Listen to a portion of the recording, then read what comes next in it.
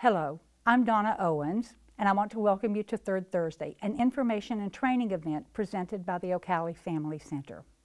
On the third Thursday of each month, we will offer an hour of information and training on topics of interest to families of children and adults with autism and other developmental disabilities. All Third Thursday sessions will be recorded and archived, and so if you see something that you think would be of benefit to someone that you know, please refer them to the OCALI Family Center webpage. All handouts for each session will also be available for download on our webpage. Last month we heard from Sue Beck, who discussed several transition planning tools and how they can identify and guide effective outcome-focused instruction and activities that will support your child's everyday living and working in the community after their graduation from high school. This month, we'll hear from Chris Filler, Program Director for the OCALI Lifespan Transition Center and a transition consultant with Ohio's Employment First initiative. The Employment First initiative is Ohio's statewide systems change activities that promote community-based employment options for all individuals with developmental disabilities. Chris will give us an overview of Employment First, its grounding in federal law, and the areas of activity across several agencies. She will also review the 3 planning foundations for Employment First, which are that planning is person-centered, agency-neutral, and outcome-focused. To support that effective transition outcomes of individuals with disabilities, Chris is also going to review the research that identifies 8 predictors to successful transition outcomes. Thank you, Chris. Thanks, Donna. I really appreciate you asking me to do this and giving us time to look at this because I think this is a really important topic. So we're going to get started today, and I'm going to first give you a little bit of an overview of what we're going to discuss. Employment First represents what it represents and what it does not represent is one of the first things we're going to go over. We're going to look at what we call the national drivers of Employment First, just to give you a better sense of where all this came from. Look at a few activities, look at the scope and structure of the Employment First transition framework, and then we're going to spend more time looking at what is it that we can do in school to improve the outcomes for youth as adults. So this is a lot of information. We're going to go through it quickly, and I'll give you some references and resources so that you can follow up with this as you want. The first thing I'm going to talk about, though, is why employment? Why is it important? Why are we even concerned about employment? And you know what? It's more than just a paycheck. What we find is that people that are employed have so much more value in their life. Their life is improved, their ability to do things, of course their ability to buy things they want, their social connections, their self-esteem, all of this and more is what we see when people are employed. And that includes people with disabilities as well. So we need to put a lot of emphasis on giving youth the opportunity to truly be employed as they move into adulthood. And that is what Employment First is really focused on. In Ohio, we sort of began Employment First. It started on March 19th, 2012. That is when Governor Kasich signed the executive order making Ohio an Employment First state. He set the vision that employment, community employment, really is the vision for all people. And this is what the executive order said. Community employment is the first and preferred option for all people with developmental disabilities. And what you then ask, or what people generally start to ask, Donna, is, so what is community employment? How do you define that? Mm-hmm. Community employment is defined as employment that is both competitive and integrated. So the next question is, what's competitive and what's integrated? So I'm going to show you up here on the slides. You're going to be able to see these 2 definitions. You can read them, but basically what it says is that the issue of competitive means the wage and the benefits that a person earns. It should be a competitive wage, at least minimum wage, and the customary benefits that you would have in a job. Integrated has to do with where it occurs. So it's the community with people that are not disabled and having that opportunity to work with people to the same extent that others would. So sometimes people think that we're talking about people working 40 hours a week or people working 20 hours a week. It really isn't about the amount of hours. It's about getting that wage that you deserve and being able to work with others that are not disabled. Mm-hmm. So that is our basic definition. What you may be thinking is, okay, Chris, wait a minute. Are you saying now that we are saying everyone is going to be forced to work from now on, that that is going to be our number one direction? Well, it is our direction, but no, it isn't. Employment First is not about saying everyone must work. It's really about giving people meaningful opportunity to be able to learn the skills, to be able to have the experiences, to be able to be in the community so that they can pursue employment that works for them. It's about giving opportunity. And that's what Employment First is really about. So if you've heard rumors that, oh my goodness, everyone is going to be forced to work, that is really not quite accurate. It means that everyone is really going to be giving meaningful opportunities and experiences. And that just changes the conversation. It's really a wonderful thing. To make all of this happen, what we need to do, though, is to set up a system in Ohio that is going to support people to have that opportunity. And that's where, in Employment First, we, from the executive order, we saw a systematic and strategic effort start. And that included a state task force. And you'll see up here on the screen that the task force that Governor Kasich directed was to include the agencies that are listed here, including the Department of Education, the Department of Developmental Disabilities, Opportunities for Ohioans with Disability. Now, if that's not a familiar agency, that's our Vocational Rehabilitation Agency. You may have heard it as BVR or BSVI. Mm-hmm. So that's that agency. Also, our Ohio Department of Mental Health and Addiction Services is included in the task force, as well as Jobs and Family Services and the Office of Medicaid Services. So these folks meet, these state-level individuals meet on a monthly basis, and what is very exciting is right now a lot of their work is focused on how are we going to improve transition and how are we going to help transition youth have more opportunities to move into meaningful employment. So this is a truly a wonderful piece of the transition framework and a piece of Employment First. Chris, I have a question. Okay. Why were all of these agencies singled out by the governor? I mean, I would think I could see vocational rehabilitation or maybe education, but why Medicaid services? And well, you know, that's a good question, Donna, because there are so many pieces and parts to not only getting people ready for employment and teaching them the skills that they might need and giving them the experiences, and that could include a lot of our education system as well as looking at our VR system. But as somebody moves through and obtains employment, they may continue to need support. And a lot of that support comes from Medicaid dollars. Okay. So Medicaid needs to be a part of it. Some people with developmental disabilities also have mental health challenges. We need our partners in mental health to be there as well. This affects probably even more agencies than we've listed. But it was very clear that the governor said that what we want to do is to have a strategic effort that's multi-agency, that is looking at reducing duplication, meaning that each one of these agencies does not need to do the same assessment over and over. It's where can we streamline our efforts, where can we use our dollars more effectively. So for integration. Right. Does that make sense? It does. Okay. It does. Thank you. So just as a tie-up, the items on the screen right now on this slide kind of tell you what the task force has been doing. Looking at policies and procedures, saying where can we align them, where do they go together, looking for gaps, looking for opportunities. Common language and definitions is really important.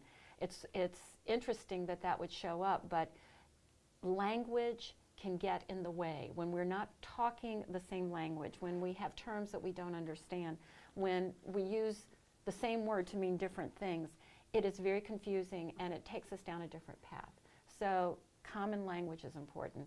And then interagency agreements between and among these agencies is something that's being crafted right now. Mm-hmm. So there's usually, at this point, we think, oh my goodness, so where did all this come from? You know, why all of this interest right now? Did the state just dream this up? Well, actually there are drivers for Employment First that are outside of our state. We look at national drivers. And so let me explain just very briefly what some of these national drivers are. One of the first drivers has to do with our federal legislation that prohibits the segregation of people with individuals with disabilities in their work, and where they live, and where they learn. We can't say, because you need support, you can only have it in this segregated setting. And that was the Americans with Disabilities Act back in 1990. That's 25 years ago. Very important legislation. But then in 1996, there was a Supreme Court decision called the Olmstead Supreme Court decision. And this was a decision that came about from a case in Georgia where there were several women that voluntarily checked themselves into a mental health facility because they needed treatment.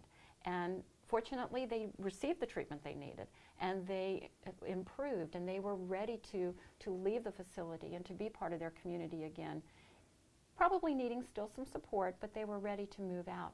And unfortunately, what happened was that they were told that they needed to stay in the facility, that was the only place that they could receive the supports that they needed.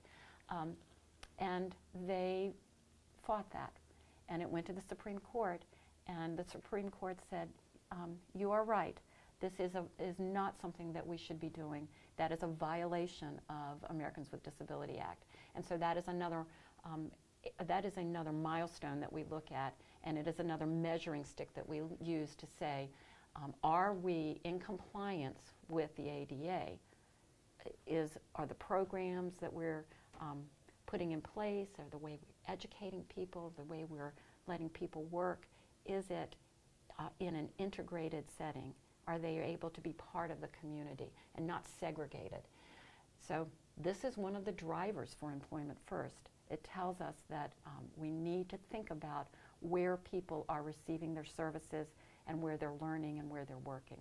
That's a really important driver. And so these drivers aren't specific to employment, but they're specific to people with disabilities and their ability to be integrated into the community, both in living and in working. Yes, yes, Donna, that's exactly right. And there's so much you can talk about with this particular driver.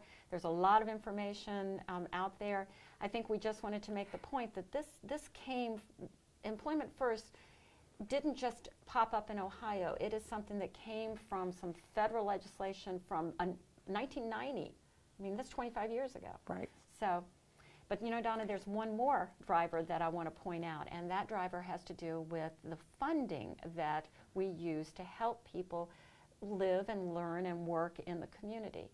And so when we think about the kind of funding that is necessary for some of our people to be able to do that, we often think about the Medicaid dollars. And so this funding now is prioritizing community living, community working. We need to support people in the community. And so CMS, which is Centers for Medicare and Medicaid Services, back in 2011, sent out a little guidance that said, hey, let me tell you, what we really mean is that all of your employment services need to be community-based and moving people into community work. And then in 2014, we got the final rule, and the final rule said what we said in 2011 we meant, that this is how we want you to use your dollars.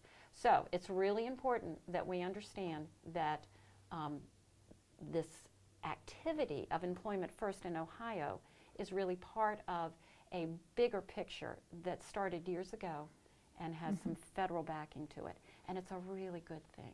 it's a really good thing because we are now moving towards giving people more of those opportunities.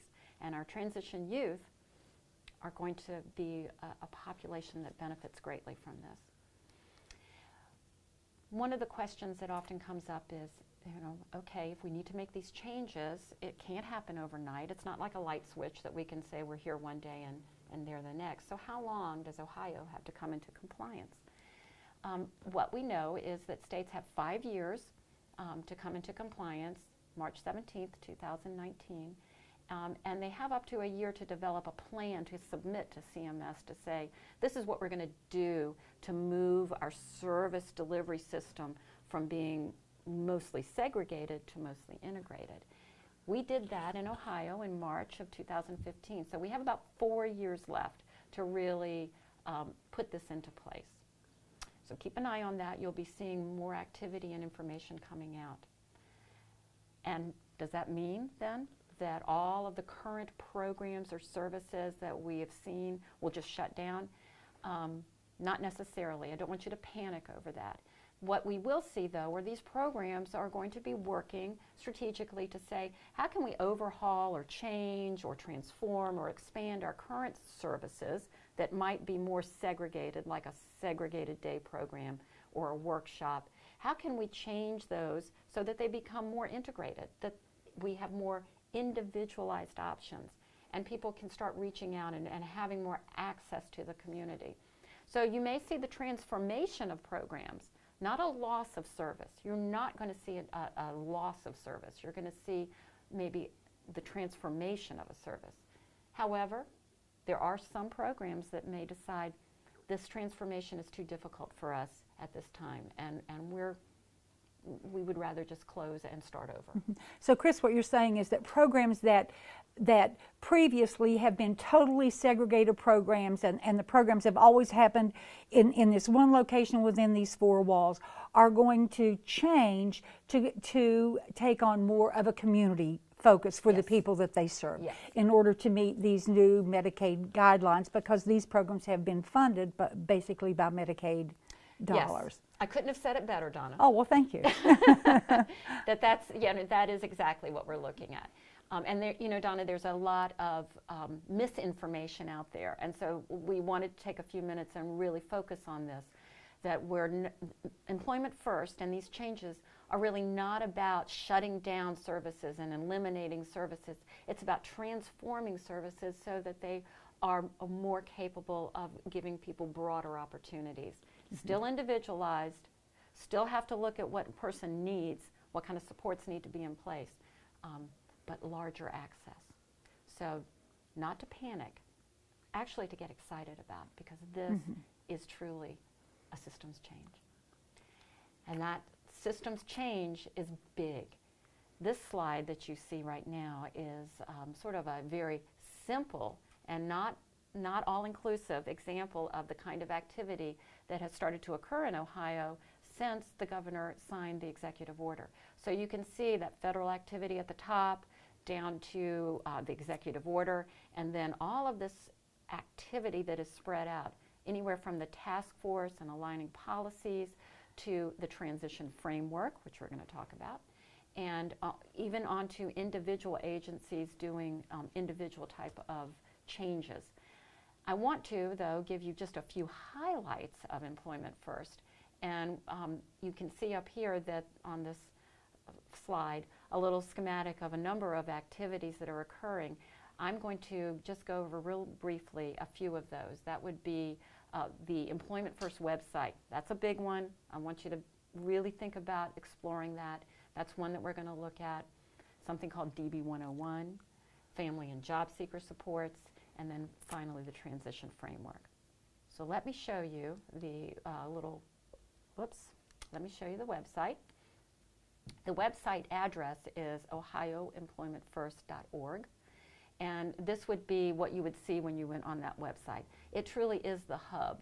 That's the intention, is to put as much information, training, resources, links to the variety of activity that's going on in the state around Employment First from this site. So sort of bookmark this site so that you can go there periodically and look at what's going on. One of the things that will be coming to the website soon that you want to bookmark and look at are the family and job seeker supports. And there has been a lot of effort into doing training and to being able to put in place information on the website that specifically targets families and job seekers. So you'll see here on the slide that there are web-based tools that are coming. There's going to be and have been leadership classes for individuals to be able to move through some sessions so that they can guide themselves and others through this employment first community employment transformation. Train the trainer sessions and mentorship programs are available. And then coming to the website are going to be this also this DB 101, which is a web-based toolkit that has a number of calculators to help people figure out, if I go to work, how may that affect my benefits, my Social Security, my Medicaid? Will it be affected? Could it be affected? What should I be concerned? What should I do about it? So there are a number of calculators out there on the web. This one is specifically designed for Ohio. It will have also some information, interesting links to go along with it. This will not replace a specific benefits analysis. Some people may need a lot more individual look at the impact of employment. They will need to work with a benefits analyst. But what this can do is get you started. It can give you an idea. It can help you gather the information. And one of the calculators that will be available is the School to Work calculator. So I think this could be another area to look at. So what we've gone over are a number of things that are on the website. There is more. And in fact, there is so much more activity going on in Employment First that we could not possibly cover today and get through everything we want to get through. So I do want to point you back to ohioemploymentfirst.org, because that's the place to go to kind of keep updated as you go along. What I do want you to realize is that all of this work, everything that we're doing in Employment First, is really to put people on the path to employment. And what I mean by that is that there is one path to employment, but there are a number of places. And you can see that place 4 includes people that are really not even ready to work. They don't even maybe know what work is about. And we need to still work with those folks to find out, is there a way that we can support you to find meaningful employment, to understand employment. Place 3 helps you get a little closer. Place 2 means that I'm ready. I want to work. I need help finding the job, but I'm ready. And then place 1 is for people that are currently working, but they want a better job. They want to move up. They want to expand their work. So all of this is about moving into meaningful employment. And our youth are also on the path to employment. And that's what our transition framework really looks at. So I want to spend a few minutes telling you about the transition framework and what this means and how it was developed as we move forward into talking then about what is it that we can do, what are some ideas about what we can do right now to help our youth be ready. So the purpose of the transition framework, as this says, is to assist youth to be able to achieve community employment. And when we got started with this, we had to look at what is happening currently in order to know what we need to do to change the issues that the youth might be facing and be able to move forward. So the first thing we did was we did what everybody does. We admired the barriers. We admired the problem.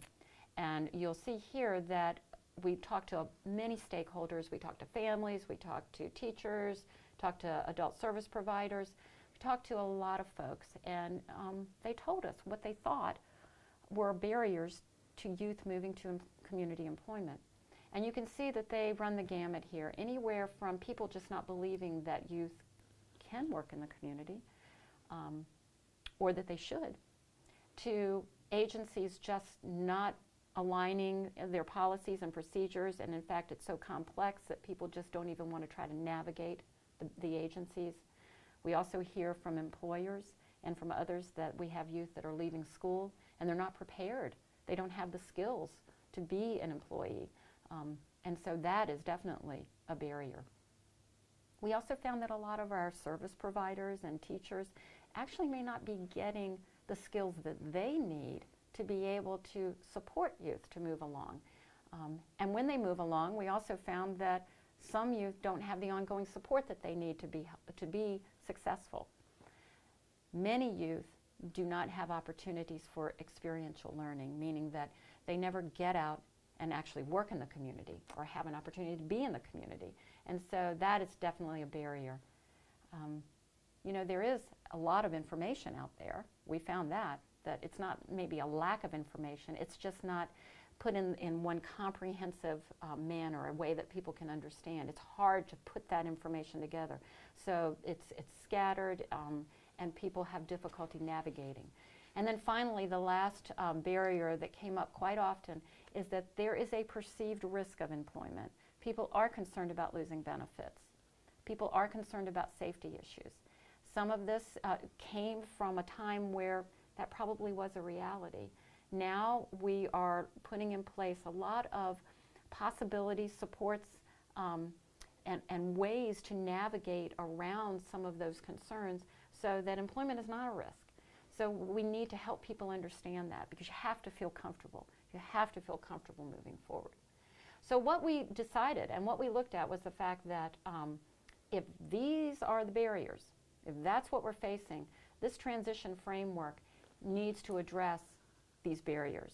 And then we need to address some of the issues that you see here. Agency processes. We need something that's more of a single process, single documents. Resources, they need to be available, and they need to be available about a broad number of things, and they need to be agency neutral. I'm going to talk to you about that point in a second. Regional supports, as well as state level guidance. So all of these are areas that the transition framework needed to address. Now what you will see here, if you are a visual person, that you may want to look at this from the sense of a sort of a schematic. And so if you understand this better by looking at a schematic, this overview of the transition framework might help you understand sort of these levels of work that is going on. There is state level activity, which we've talked about with the task force and agencies. The policies and procedures have to be focused on. There's regional or county-based work where we're trying to pull our multi-agency stakeholders together to talk about, do we have capacity, do we have resources in our county that individual teams can access? And then there is that individual teamwork. And so the framework includes processes for transition assessment, transition planning, and then those evidence-based practices and predictors. So this is sort of a very high-level schematic of the scope of this work is very broad. It's very broad. It was a systems change effort that all of those agencies, I can see that when I see the depth of the planning and the activities. Yes, and I'm glad you brought that up again, Donna, that it is a systems change. And when you have a systems change, you have to address it on multiple levels, because each one of these levels has a role in making sure that we are making the changes that are necessary. It is complex, and it does not happen overnight. Mm-hmm. But if we continue to follow this path, we will see changes. We see small changes already with some of the youth we've been working with. There are some that I come to my mind that in just a very short period of time, by following some of these processes, they went from having really no real outcomes as an adult, no real path, and in a very short period of time, bringing the players together, that changed. We were able to define it, find activities that really made a difference for that person, put the pieces in place. And so we get excited because we know it can work. We do have to keep working at it, though. And one way that we keep working at it is making sure that we follow these non-negotiable foundational elements that everyone needs to be aware of and to understand. The first one is being agency neutral. And that means that as we come together to plan for a youth at transition time, we cannot plan on an education platform. It can't just be about the IEP.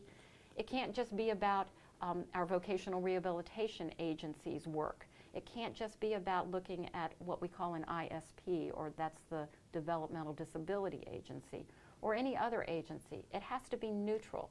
It has to really be about the person.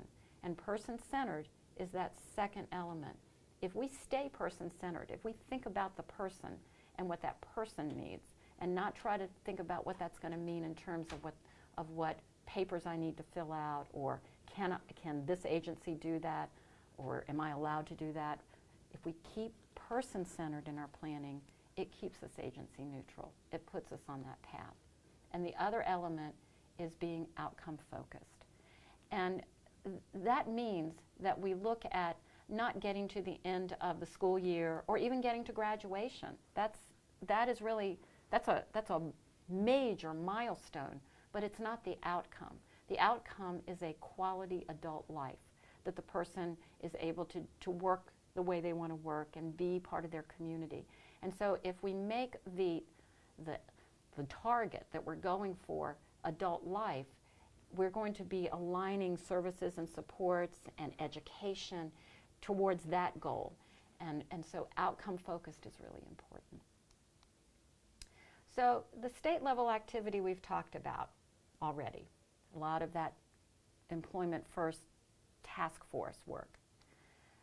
The sort of county regional level work has to do with counties coming together, looking at assessing where they are and where they need to go, and putting together a plan where they have steps, meaningful steps, to improve services and improve information in that area. And then the final prong, we call it, is that individual prong where we look at how do we help with transition assessment and transition planning, evidence-based practices and predictors, which is what we're going to talk about here in a second, and additional tools and resources. All of these that fit into this prong are available on the Employment First website, but you also have an archived webinar. It's a third Thursday webinar that went over many of these tools. And so my colleague Sue Beck recorded that, and it was archived, and it's available. So I encourage you to go to that website and take a look at that particular webinar, because it gives you more information about those tools at that prong of the website. So let's then talk a little bit about what is it that we can do for youth while they're in school that can improve the outcomes after they leave school. And those outcomes that we're talking about are, what about meaningful employment, community participation in living, and engagement in things like education and training? How can we assure that we are moving in that direction? What can we do while they're in school that will improve those outcomes? That's what we call evidence-based predictors of adult success. And this is a tool that is on both the OCALI website and the Employment First website that reviews these predictors. These predictors came from actually research that was done at the National Secondary Transition Technical Assistance Center. Long name, but they have done some fabulous work. And what they did was look at a lot of the research, and they pulled out actually 17 predictors that indicated activities, connections, services, supports, courses of study that helped a youth be more successful as they exited into adult life. We looked at those 17 predictors, and we asked ourselves, could we actually make them, categorize them so that they are a little more manageable to look at and to use? And so we were able to put them into 8 predictor areas. We also went back to NSTAC and asked them, after we did this work, does this make sense? Does this include all 17? Is this still work that we can say is appropriate? And they reviewed it and they said absolutely. So the 8 predictor areas, and we're going to talk about each one just very briefly.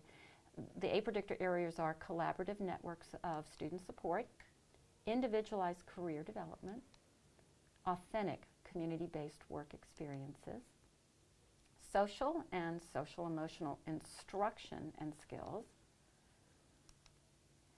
academic, vocational, occupational education and preparation. We also talk about supporting parental involvement and parental expectations, as well as thinking about self-determination and independent living.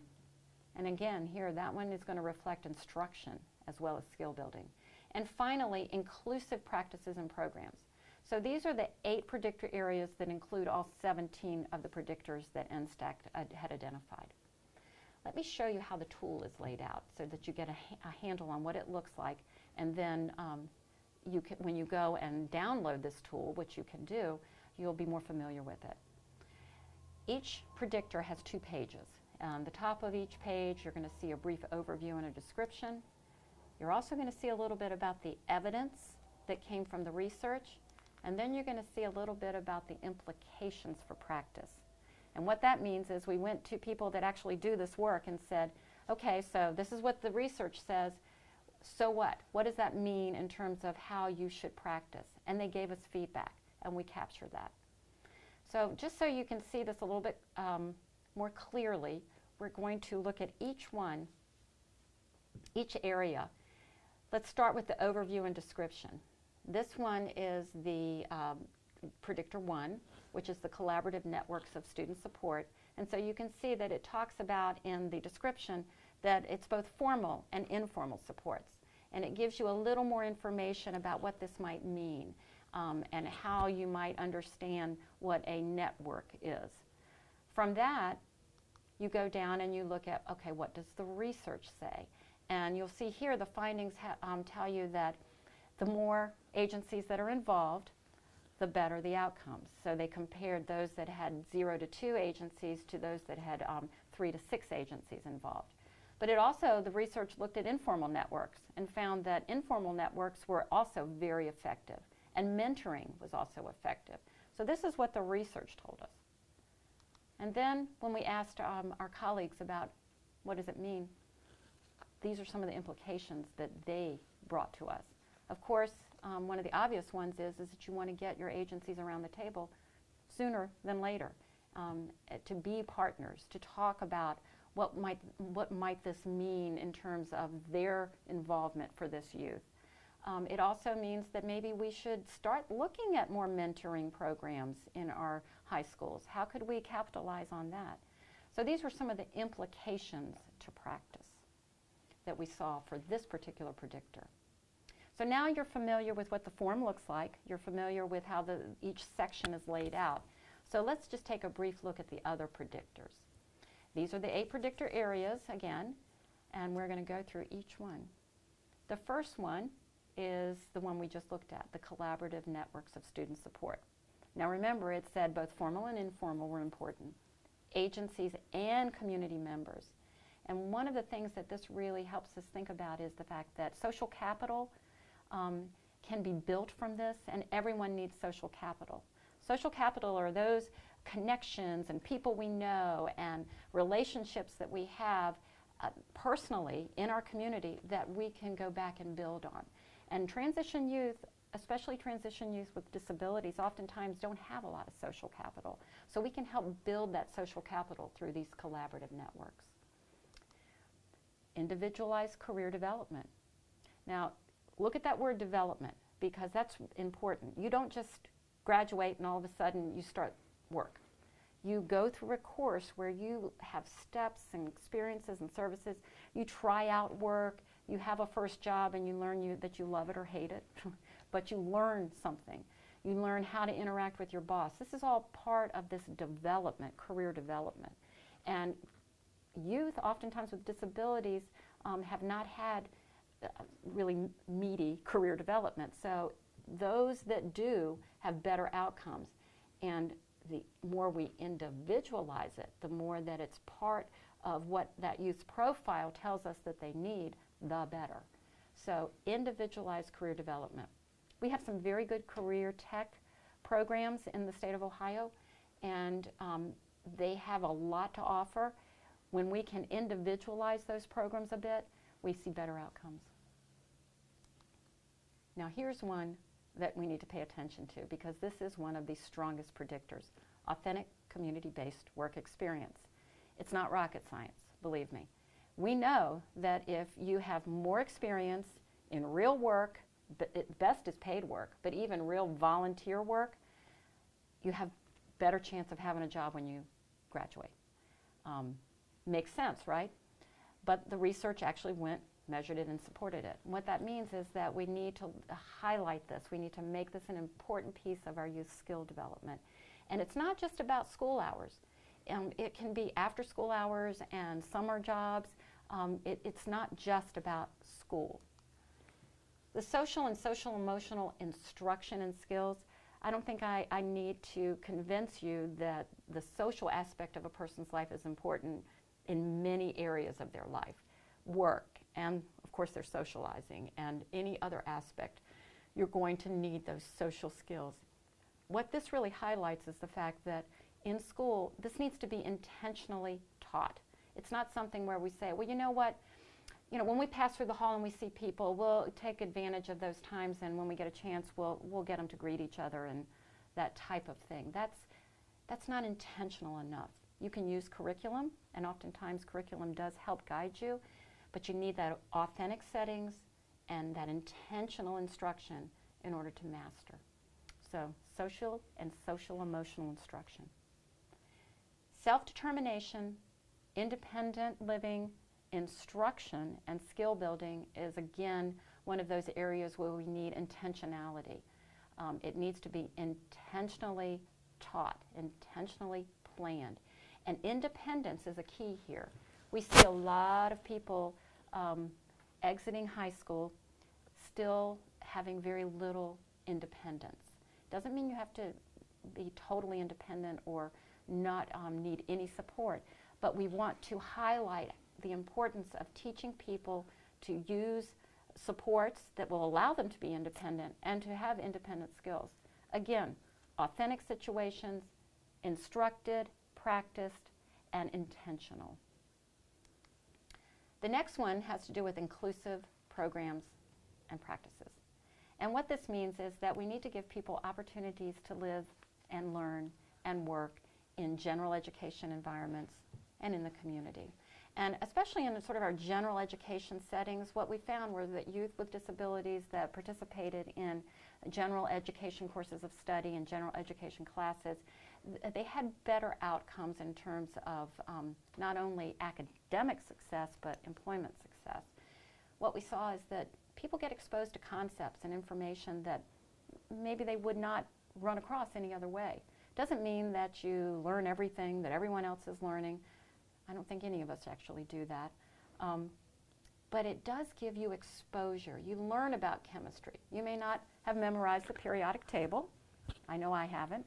But you might realize the importance of what oxygen is in your life. And you may realize that, gee, when I put the ice tray in the freezer and I open the freezer and the ice tray still has water in it, it means that it's not cold enough in the freezer. That's chemistry. That's something that we can apply to real life. And so we want people to be exposed to it. It doesn't replace individual efforts, but it is an important concept. The last two have to do with academic, vocational, and occupational preparation. And what you'll see here is that we do want a well-balanced preparation. We want high expectations. We want people that have high academic ability to also have vocational opportunity to learn. We also know that people that maybe have more of a vocational course of study need to have some basic academics, that well-balanced course of study is important. And then the final one that you see up here has to do with supporting parental involvement and parental expectation. And that's you. You know, we can get teachers, we can swap out teachers, we do. We can swap out principals, we can swap out vocational rehab counselors in a student's team, but the family can't be swapped out. You are the irreplaceable piece of this team. You are the one ongoing piece of this team. And now research tells us that when you are involved, when you have high expectations for your sons and daughters, it makes a difference. It improves those outcomes. Now, the thing that I don't want you to think is that I'm saying it's all on your shoulders, it's up to you, because that's not the case. You need a team, and you need the team to be able to help you make some decisions and help you move forward, but no one can replace the family. And so if there are any educators out there watching this or other team members, it's really important to figure out how to engage that family that truly is overburdened, that is having trouble being a part of this planning. It's up to us to reach out and try to embrace them and pull them in. So really important predictor here. So I'm going to wrap up with talking to you about the review and planning tool. And there we go. It's jumping. It is jumping around here on you, just to keep you on your toes, keep me on my toes. Yeah. Now this tool, Chris, this review and planning tool, is this so that parents and families could look at the transition planning that's going on for their son or daughter now, and would help them kind of one by one to determine the extent to which these 8 predictors are present in their current planning process? Is yes. It? Okay. How's that? Yes, Good. Donna. It is, and actually this is in the back of the predictor tool. It's just one tool. It's okay, one tool. Gotcha. You'll find this in the back of the tool. And just as Donna said, it is a tool to help you and to help classroom teachers and districts kind of look back and say, do we see evidence that we're doing this, that we're having these predictors displayed in our programs? Does my son or daughter's IEP and transition planning show that we are paying attention to these predictors? So let me show you how it's laid out. And this is just one of the pages. And you will see here that on the right-hand side, if you're looking at one predictor, like, say, the social emotional predictor, and you don't even have enough information to know. There's just not any evidence one way or the other whether that's included. You kind of just say there's no rating. I got to go get some more information. But you might look at it and say, you know what, I see maybe a little bit of evidence that we're addressing this, but almost nothing. That would be a rating of 1. And as you move along from the right to the left, you'll see that it allows you to select ratings that say, I see more evidence, I see that we're doing some things, I see that there are some opportunities, it's just not enough. And then finally, on the far left-hand side, that's the rating for, we really have it. We've got it. It's individualized. It's going. It's smooth. And almost no one feels like there's no room for improvement, but there are people that are doing a really nice job. So this tool is there to help you think about the predictors in terms of either a particular classroom, a district, or your own child. Mm-hmm. So I do want to sum this up by saying that employment first is really about a presumption of competence. What we mean by that is that we need to presume that people are more capable than we have perhaps in the past, that they are capable of achieving community employment and being part of our community, that we need to presume competence so that people become workers in our offices. They become our community members. They participate fully as much as they can and want to participate. And that will not happen unless we start by presuming that it will happen. We have to believe that it will happen. That's the first step. And after that, we start layering in these predictors and a number of the other areas. So employment first is about presuming competence, presuming high expectations. Thank you for spending this time with us. I know that we spent a bit of time giving you a lot of information. It's important work, and we believe that it will result in better outcomes for our youth.